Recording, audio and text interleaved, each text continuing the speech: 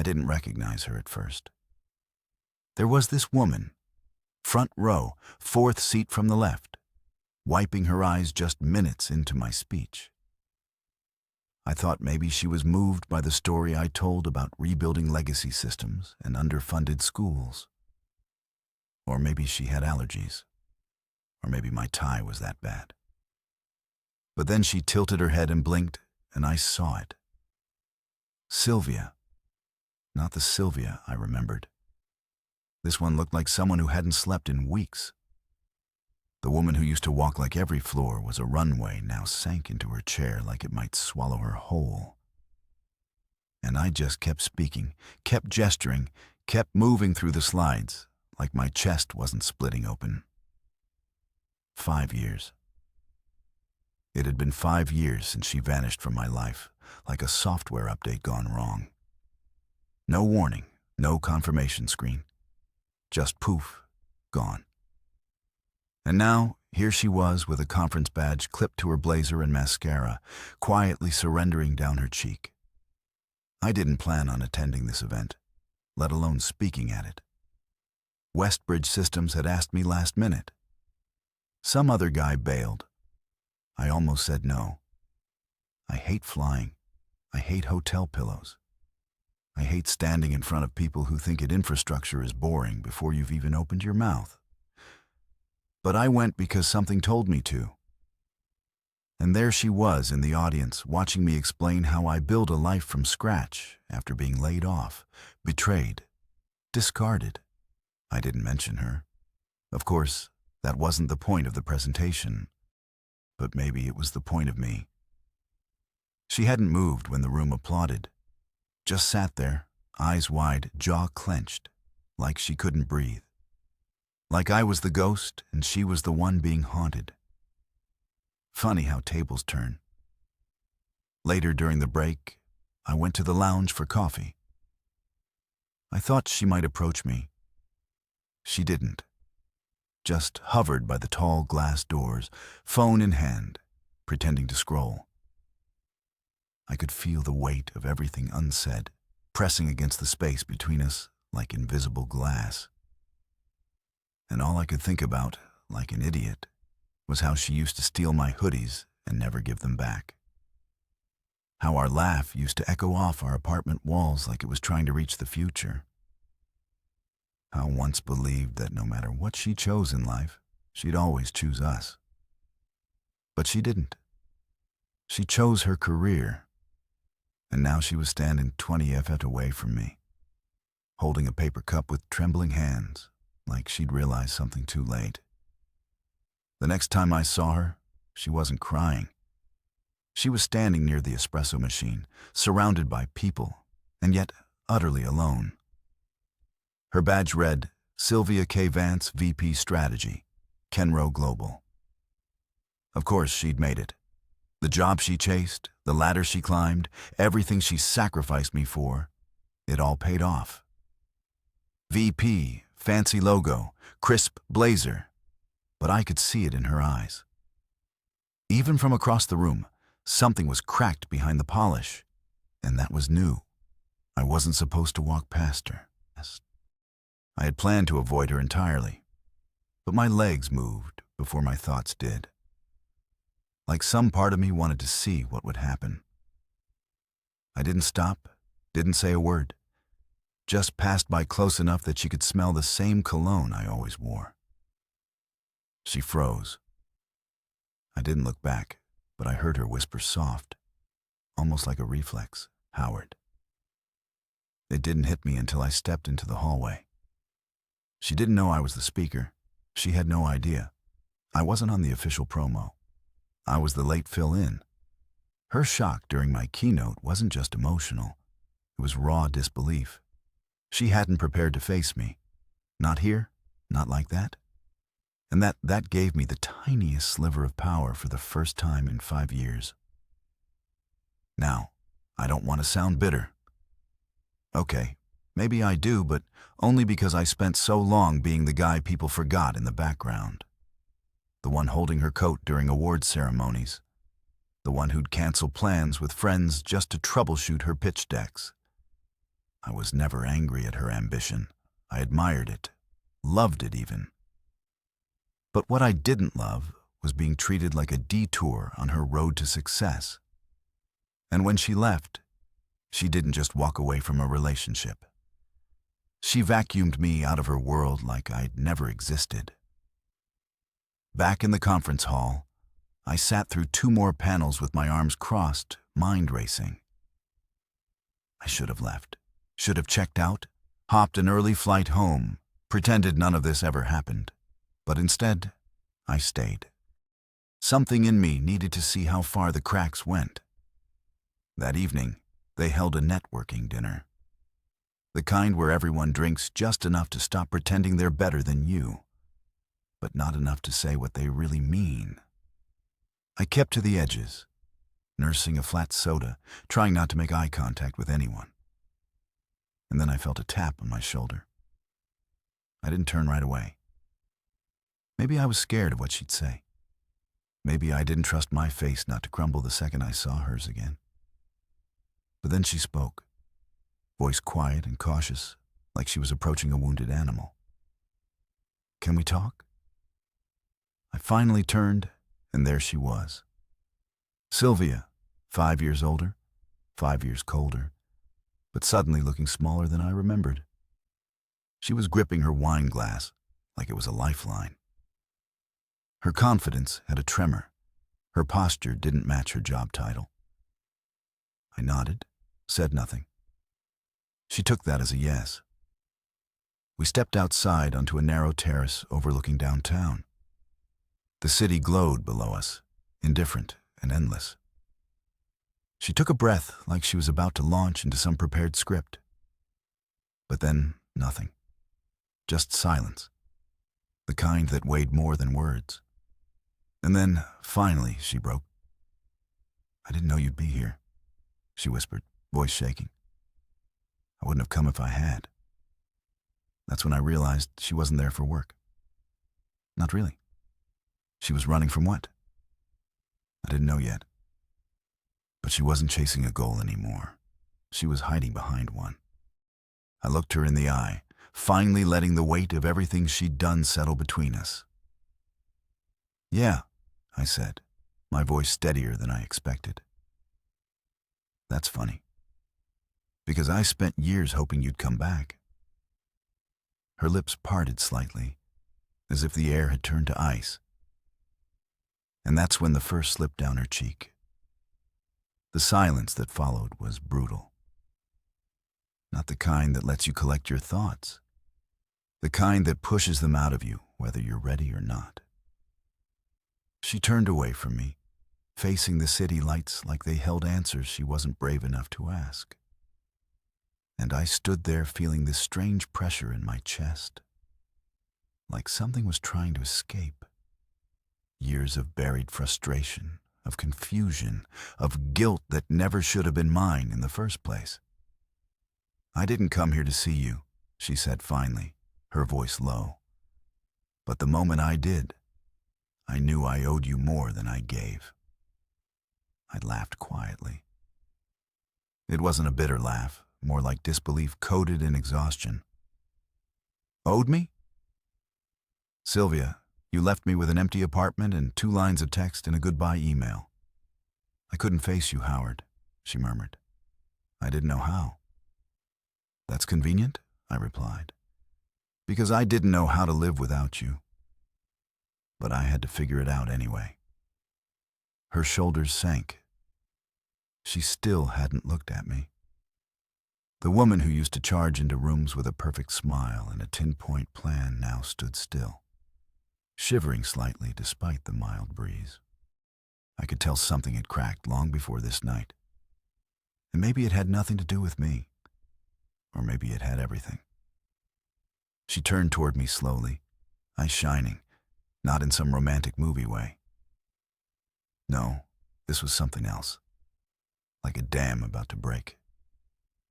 I remember those eyes. They used to flash when she was passionate, focused, alive. Now they were just tired. I thought if I just succeeded enough, the guilt would go away, she said. I told myself it wasn't personal, that I needed to grow, that you'd find someone better. And for a while, I believed it. I took a step back, not to be dramatic, but to breathe. Because her words weren't just painful, they were worse. They sounded rehearsed, like she had been preparing them for years, but hadn't decided who deserved to hear them until now. I was never trying to compete with your success, I said.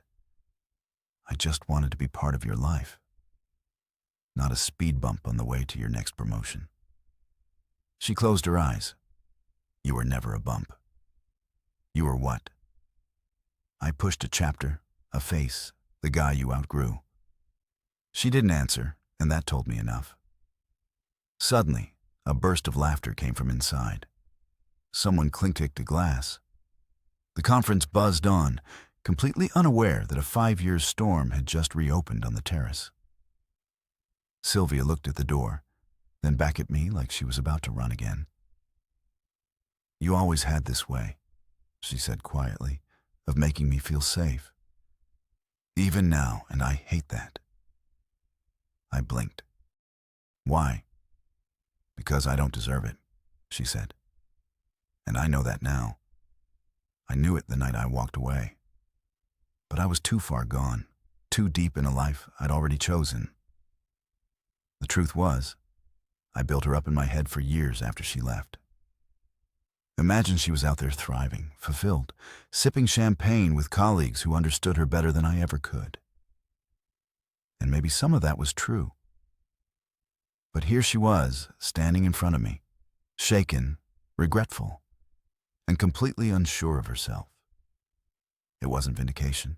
It wasn't satisfying. It was sad. And yet, a small part of me, an embarrassingly human part, still wanted her to say, I made a mistake. Come back. That same part that had kept her side of the closet empty for months. That part that waited for her birthday every year just in case she called. That part that hated me for still feeling anything at all. I didn't think you'd ever forgive me, she whispered. I stared at her. Really? Looked and finally said, I didn't. That was the moment her face changed. Her eyes flickered, not with shock, but with understanding. For the first time, she realized this wasn't going to end the way she hoped. I wasn't here to rescue her from whatever quiet regret she was drowning in.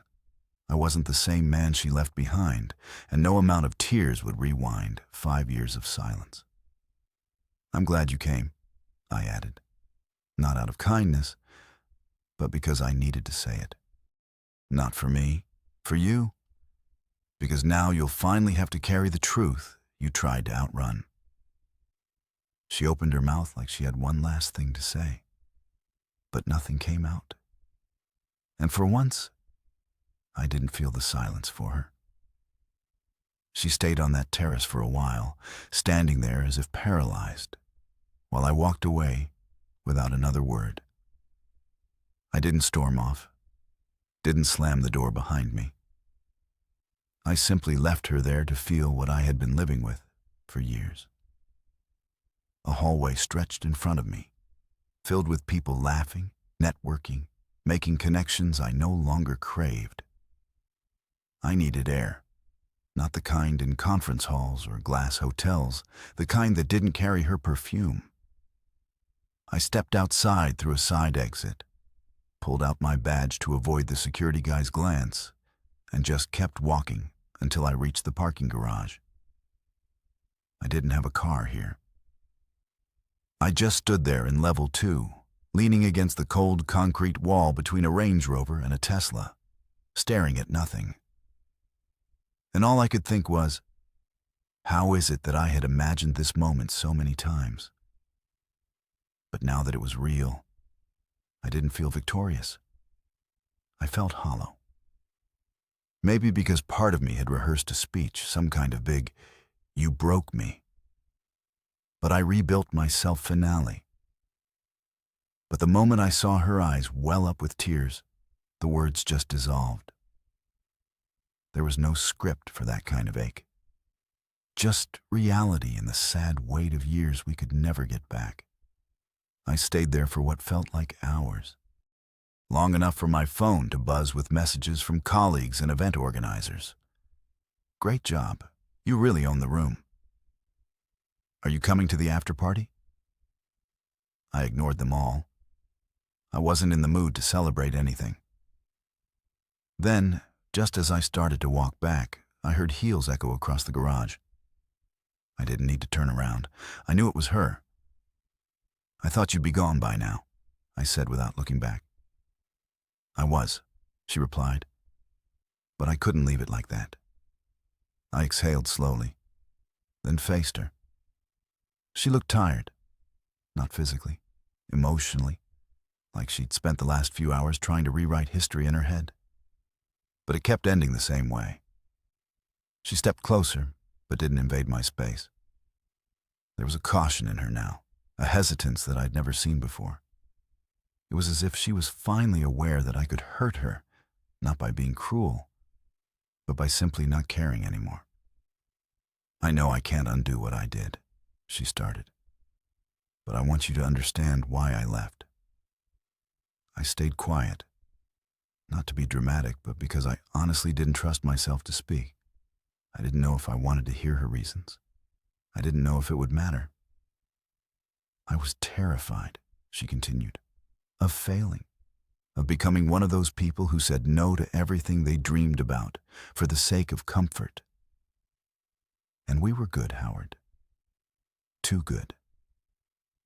You made me feel so safe, so grounded that I started to lose the part of me that chased things. And instead of talking to you, instead of asking for time or space or anything, I panicked. I thought if I didn't cut ties completely, I'd never be able to leave. I shook my head. You didn't just leave. You erased me. She flinched. And now what? I asked. You come to my conference, see me standing on a stage, and suddenly you feel guilty, regretful, nostalgic. Sylvia. I spent nights staring at our empty bed, convincing myself you must have had a reason. That maybe one day you'd show up with a real explanation, and now I get this. Her voice cracked. I didn't know you were doing this well. That sentence hit me like a slap because buried underneath it was something ugly. She didn't just regret leaving. She regretted that I survived without her, that I found a version of success that didn't include her at all. I stepped back, feeling a quiet surge of clarity. You wanted to be the one who outgrew me, I said. You needed to believe that leaving was part of some grand evolution. But it wasn't. It was fear dressed up as ambition. She didn't deny it. She didn't say anything at all. And for the first time, I saw her truly speechless. We stood there in that half garage. Two people who used to share everything, now reduced to fragments. I wanted to walk away again. I should have, but instead I asked her a question I didn't expect to ask. Are you happy? She hesitated. Her lips parted slightly, but no sound came out. She looked at the concrete, then at me, and then she shook her head. No, she whispered, not even close. That silence came again, but this time it didn't feel heavy. It felt final, like a door closing for good. And I realized that I wasn't angry anymore. I wasn't even sad. I was just free. We didn't say goodbye. She didn't cry again, at least not in front of me. She just stood there as I walked away, her arms limp at her sides like she didn't know what to do with them anymore. I didn't look back. If I had, I might have faltered. I might have said something stupid like, "Take care," or, "I hope you find peace." But I wasn't ready to gift her comfort, not when she'd spent years building her life on top of the wreckage she left me in. I walked all the way to my hotel room without seeing anyone. Maybe I passed faces I knew. Doesn't matter. They blurred together like background noise. My head was full of her voice. Her words, the ones I'd wanted to hear back then, but now felt like poison disguised as closure. I unlocked the door, stepped inside, and just stood there. The room was sterile and silent. Beige walls, impersonal furniture, a neatly made bed I wouldn't sleep in. I sat down on the edge of the mattress and stared at the carpet.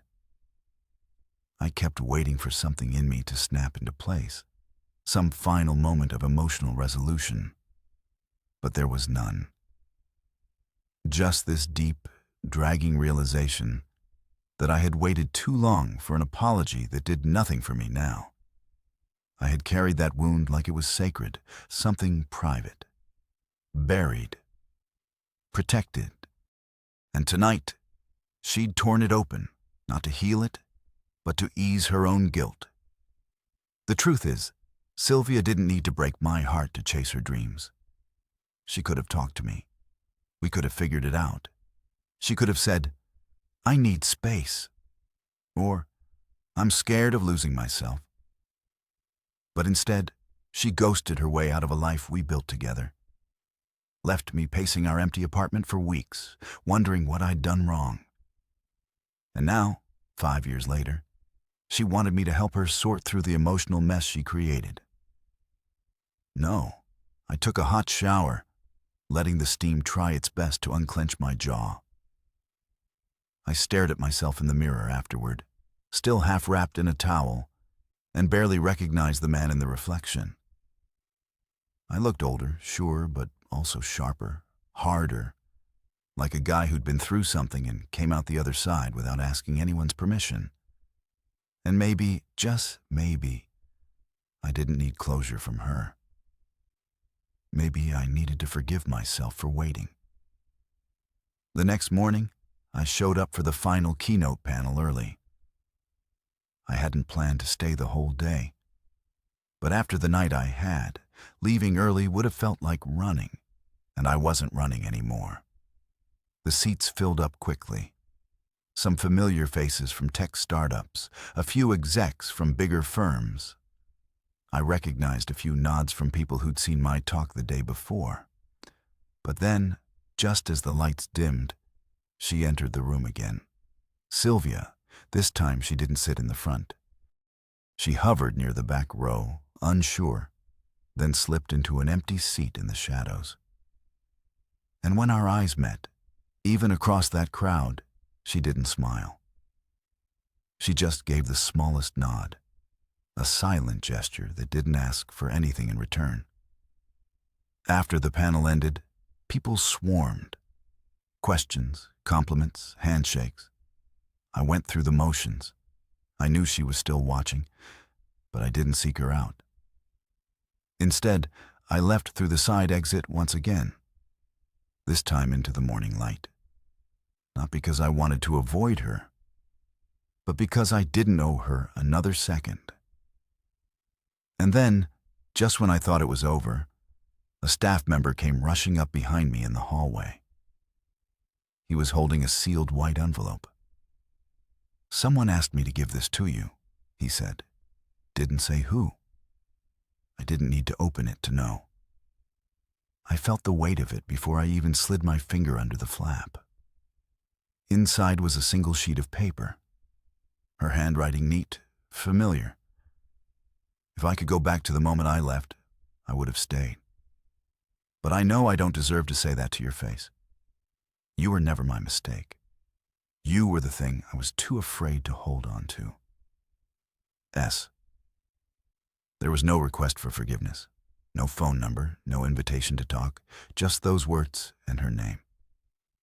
And for once, it felt like she understood that the silence she left me with had grown louder than anything she could ever say. I folded the note slowly, put it in my jacket pocket, not because I needed to keep it, but because I wanted to remember the moment I stopped needing her. I carried that letter around for the rest of the day. Not because it brought me peace, but because it was physical proof that I had been real. That we were real. So much of our story had become digital, Vanished texts, old photos erased, voicemails deleted in moments of weakness. But this letter, this was something she couldn't recall and rewrite.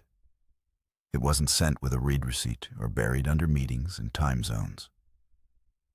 It was her own words on paper handed to me with no defense. I went back to my room, laid the letter on the desk, and just stared at it. I kept wondering what she thought it would accomplish. Did she think it would fix something? Was it a confession or a farewell? Or maybe it was her way of finally acknowledging the things she'd spent 5 years pretending didn't matter. I was her unfinished sentence. The comma she turned into a period without asking if I was done speaking. But here's the thing. I hadn't told her everything either. Because while she had been climbing her corporate ladder and convincing herself she'd made the right choice, I'd found something. Something she left behind. Not in a drawer or on a shelf, but in our shared digital storage. I hadn't looked at that folder in years. I thought I deleted it, actually. But one night, maybe 2 years after she left, I had too much whiskey and too little restraint, and I searched her name in my cloud archive. That's when I found the voice memo. It was dated 2 weeks before she sent the breakup email. I remember sitting there in the dark, headphones in, listening to her voice crack as she recorded something she never sent. Maybe she was practicing. Maybe it was just therapy she kept to herself. But in that recording, she admitted the one thing that haunted me for years, that she had started seeing someone else before she left. Someone from work. Someone safe and more aligned with her goals. She said, "Howard will never forgive me if I tell him, so maybe it's better to just disappear. He deserves better than this. But I don't know how to walk away with honesty. Not anymore." I listened to it 3 times that night. Then I archived it. Never told anyone, not even my closest friend. Because what would I say? That the woman I loved didn't just leave me. She replaced me before I even knew I was being replaced, that she was afraid of telling me the truth. So, she opted for silence, hoping time would cover the bloodstains. I didn't tell her I knew. Even on that terrace, even when she stood in front of me trying to cry her way into absolution, I held that truth close because I realized something important. She didn't deserve to have her shame cleansed by my reaction. She didn't earn that vulnerability from me anymore, not after everything.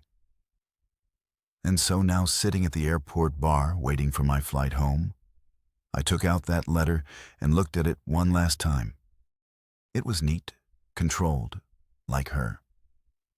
Not a single word out of place. But the truth she left out screamed louder than the words she chose. I folded it again. Slower this time, not with care, but with closure. Then I walked over to the bar counter, ordered a coffee instead of a drink. I wanted my mind clear and tucked the note under my coaster. A symbol maybe of the version of me that once needed her approval. That guy didn't board the plane.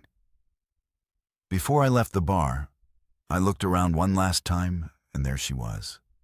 Sylvia, at the far end of the terminal, alone. She hadn't seen me. She was typing something into her phone. Maybe another apology that would never reach me, or a reflection she'd send to someone else. But I didn't move. I just watched her for a second. She looked smaller now, like her world had finally shrunk to match the truth she tried to outrun. I turned away before she saw me. Not out of fear, but because that was the moment I realized the most powerful thing I ever did was survive her without needing to be seen. My flight wasn't for another hour, but I boarded early anyway. I just wanted to sit down, plug in my headphones, and let the drone of the engines drown everything out. I chose a window seat near the wing. Something about seeing the machinery working in harmony felt grounding. For a guy who spent most of his life trying to keep things from falling apart, watching something hold together was oddly therapeutic. As the plane filled with passengers, I kept expecting to see her walk down the aisle. Some pathetic part of me half prepared for it. Maybe she booked the same flight. Maybe fate wasn't done twisting the knife, but she didn't come. The seat beside me stayed empty until a teenage girl sat down. AirPods already in, completely uninterested in the broken man beside her. And that was perfect. When we took off, I stared out the window and realized something strange. For the first time since Sylvia left me all those years ago, I wasn't wondering what if. I wasn't cycling through every word I said or didn't say.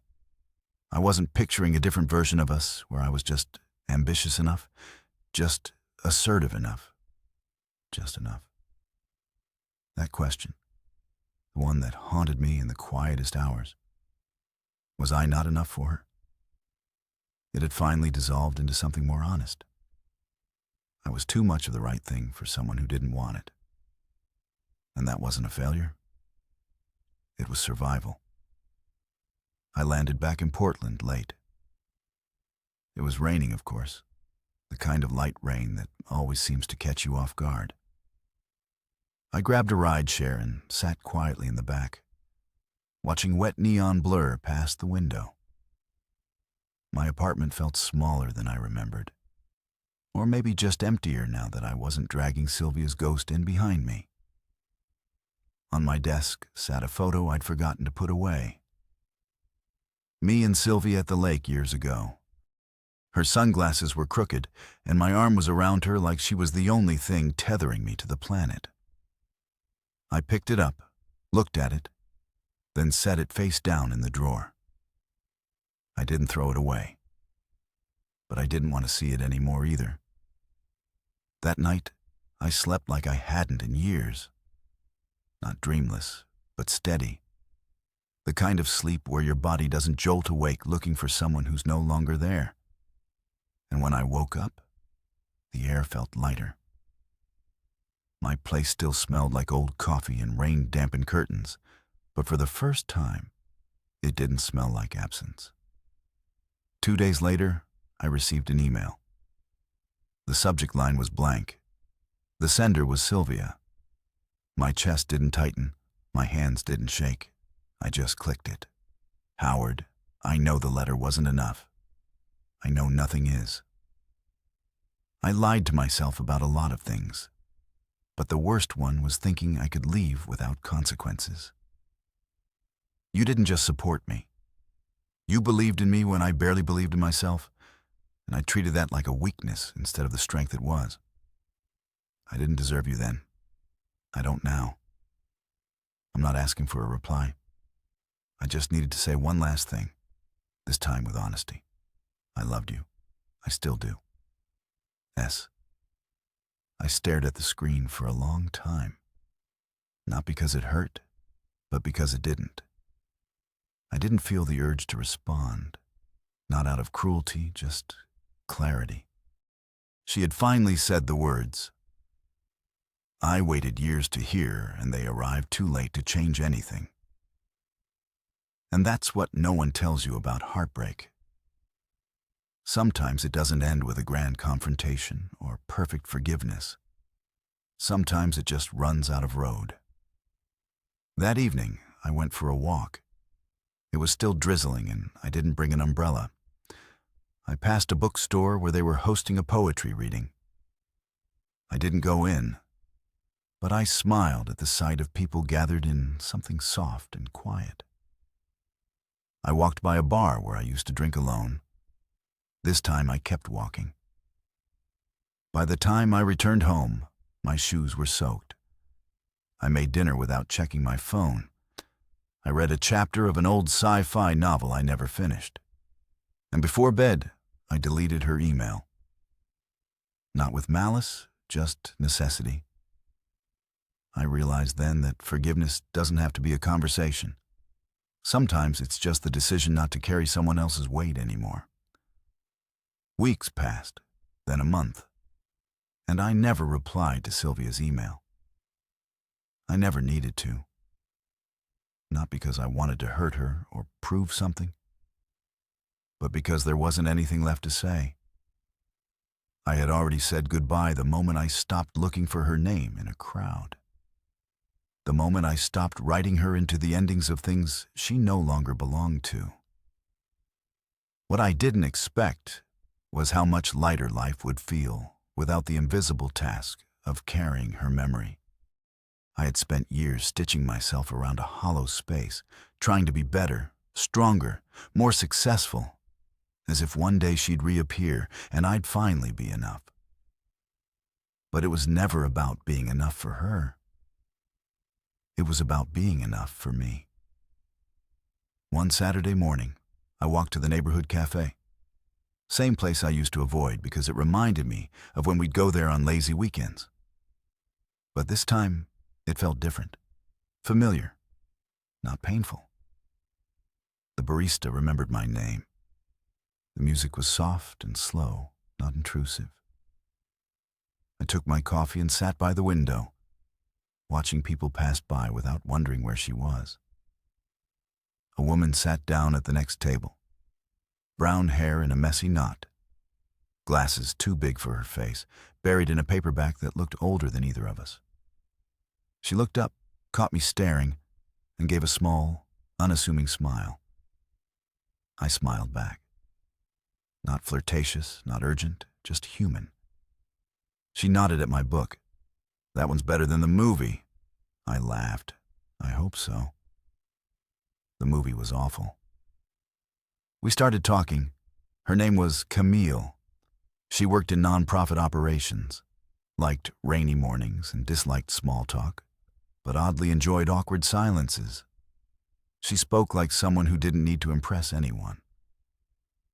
I found myself leaning in without even noticing. We talked for almost an hour. No pressure, no expectations, just shared space between two people who weren't in a rush to fill it. And when she got up to leave, she paused and said, "Maybe I'll see you here again." "Maybe," I replied without hesitation. That night, as I got ready for bed, I glanced at my drawer, the one where I used to keep every photo, every letter, every memento of Sylvia's shadow. I opened it, looked inside, empty. Because weeks ago, without ceremony, I had thrown it all away. Not out of spite, but because I didn't need reminders of who I used to be to prove who I'd become. I laid down, pulled the blanket up, and listened to the sound of the rain. It no longer reminded me of her. It just sounded like rain. For the first time in 5 years, it didn't fall through me. It fell around me. And I slept, not because I was tired of the past, but because I was finally rested in the present. Maybe that's the real ending. Not a dramatic reunion or a cinematic revenge, just peace, just breath, just the quiet beauty of moving on. And this